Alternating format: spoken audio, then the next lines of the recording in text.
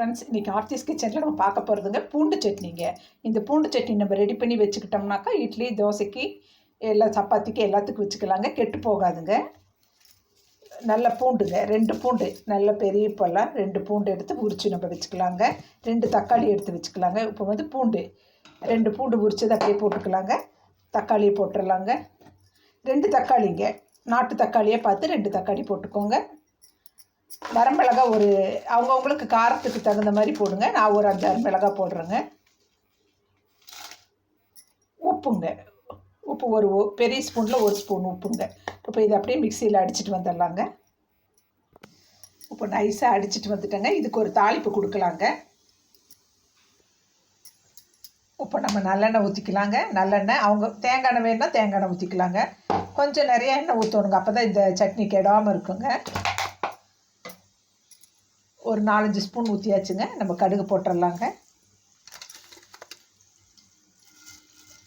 பாசிப்பருப்பு கொஞ்சம் போட்டுக்கலாங்க, இல்லை வெள்ளை உளுந்து போட்டுக்கலாங்க. கடலைப்பருப்பு போட்டுடலாங்க. 2 சீரகங்க, இந்த சட்னிக்கு டேஸ்ட் கொடுக்குறது இந்த சீரகம் தாங்க. இது நல்லா பொரியட்டுங்க. இப்போ நல்லா பொரிய ஆரம்பிச்சிருச்சுங்க.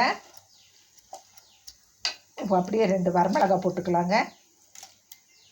அப்படியே 2 கருவேப்பிலை தழை போட்டுடலாங்க. அப்படியே கொஞ்சம் பெருங்காயம் போட்டுக்கலாங்க. பெருங்காயம் நல்லா இருக்குங்க, சட்னி நல்ல மணமாக இருக்குங்க.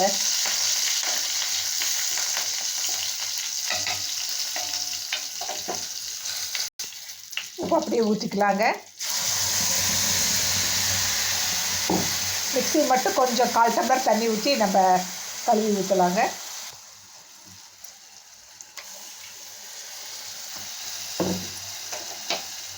இது நல்லா அப்படியே கொதிக்கிட்டுங்க. கொஞ்சம் பச்சை வாசம் போயிருங்க, இந்த பூண்டு வாசமெல்லாம் போயிருங்க. எண்ணெய் திரண்டு வந்துடுங்க. இப்போ என்ன பண்ணலாங்க, ஒரு மூடி போட்டு வச்சிடலாங்க, இல்லைன்னா எல்லா பக்கம் தெரிச்சிருங்க. மூடி போட்டு வச்சிடலாம். சூப்பராக பூண்டு சட்னி ரெடி ஆகிட்டு இருக்குங்க. இன்னும் கொஞ்சம் கெட்டியான எண்ணெயெல்லாம் வெளியே வந்துடுங்க. அப்புறம் அவ்வளோதாங்க. நம்ம ஆற வச்சு ஒரு 2 பாக்ஸில் போட்டு வச்சுக்கலாங்க. இன்னும் கொஞ்சம் கொதிச்சது நம்ம பிளேட்டிங் பண்ணி பார்க்கலாங்க. பாருங்கள், நம்ம ஊற்றின எண்ணெயெல்லாம் வந்துருச்சுங்க. இப்போ நம்ம அடுப்பு ஆஃப் பண்ணிவிட்டு பிளேட்டிங் பண்ணிக்கலாங்க. இப்போ நம்ம சட்னியை டேஸ்ட் பண்ணலாங்க. சூப்பராக இருக்குங்க. பார்த்தாலே இட்லி சுட சுட இட்லிங்க, தோசை, ஊத்தாப்பம் எல்லாத்துக்குமே வச்சு, சப்பாத்திக்கு எல்லாத்துக்கும் வச்சு சாப்பிட்லாங்க. சூப்பராக இருக்குங்க. நான் போட்ட தக்காளியோட அளவு, வரமிளகாயோட அளவு, உப்பு, பெருங்காயம் எல்லாம் சூப்பராக இருக்குது. நீங்களும் இதே மாதிரி பண்ணி பாருங்கள். என் சேனலை பிடிச்சிருந்தால் சப்ஸ்கிரைப் பண்ணுங்கள், லைக் பண்ணுங்கள், கமெண்ட் பண்ணுங்கள்.